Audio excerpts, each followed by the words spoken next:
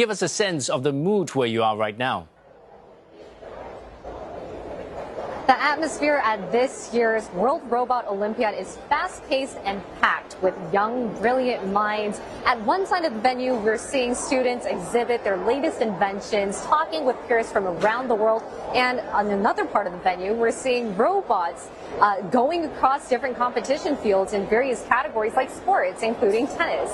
And excitement and energy is especially high this year because it is the biggest final yet, and to be hosted here in Singapore. Back in 2004, when Singapore hosted it for the first time, there were only 12 countries participating. Now that number this year has expanded to include 95 countries. A total of 3,000 attendees are here, and their age, as you mentioned, are 8 to 19. And a national organizer, Space Faculty, a Singapore-based education company that tries to foster more young talents in STEM, says they're very excited to be a part of all this action.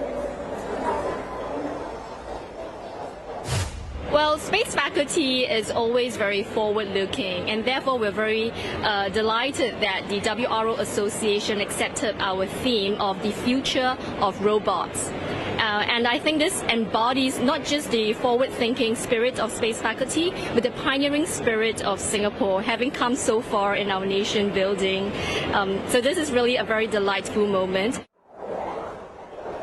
Into some participating teams, what struck you most in those conversations?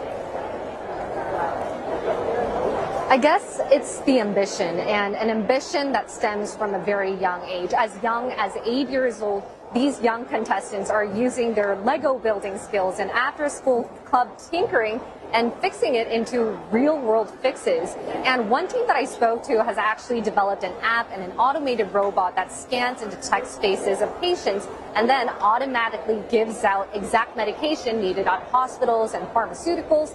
Another team developed an AI scanner that can tell whether or not you're dozing off on the driving wheel. So you can see that these students and these participants have realized that there are real life problems that they're facing on a day-to-day basis, whether it's at homes, at schools, and a lot of educational policies across the world are helping students better talk about it and develop their inventions.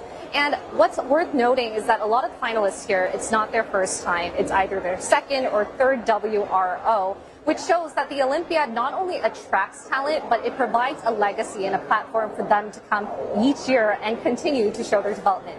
Take a listen to what a few contestants had to say.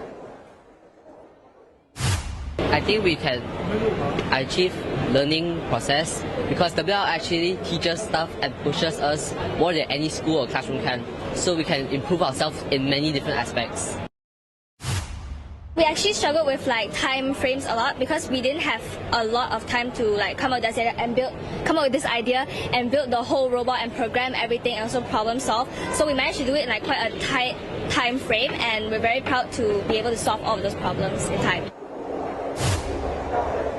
So as you just heard, and as I mentioned before, the legacy is there. You might have come to the WRO at a young age, as young as 8, as a young contestant, but then later on, going on through life, becoming an engineer, a mentor, and even a sharp judge to test all the inventions out here at the Global Robotics Competition.